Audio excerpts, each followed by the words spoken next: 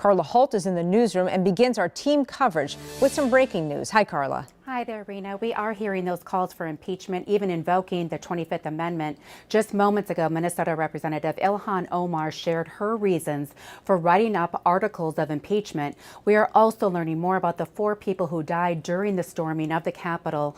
One who died of a medical emergency was Benjamin Phillips, the founder of a pro-Trump social media site called Trumparoo. Ashley Babbitt, an Air Force veteran, was fatally shot by a Capitol Police employee. All of this as the Capitol and country recover from an attack on our democracy.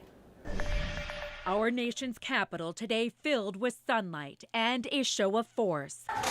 The day after what's being widely described as one of the darkest days in our democracy. Our president is not above the law. Justice serves the people. It doesn't protect the powerful. President-elect Joe Biden again calling out President Trump for urging his supporters moments before they stormed the Capitol, an insurrection that resulted in the deaths of 4 people. President Trump offering a different tone today, tweeting through an aide's account this morning that he's committed to a, quote, orderly transition.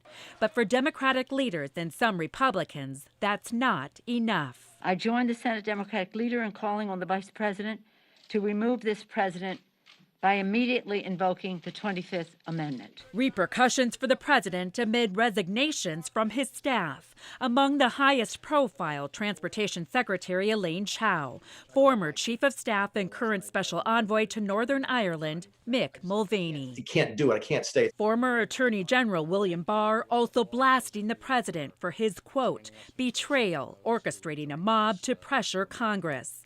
Then there's the day after analysis and a growing outcry over the security lapse that allowed a mob to overrun the Capitol. Pelosi is pushing for the chief of the Capitol Police to resign, adding the House Sergeant at Arms already plans to step down. Many of them, and they deserve our gratitude. But there was a failure of leadership at the top of the Capitol Police. And back to the dawn of a new day and that greater show of force. NBC News has confirmed more than 6,200 National Guardsmen will be patrolling these streets by this weekend, adding security to the hope the next 13 days remain peaceful. I mentioned the president tweeted through an aide's account. He's now back on Twitter after being blocked for 12 hours. Facebook founder Mark Zuckerberg announced today they are banning the president indefinitely from both Facebook and Instagram.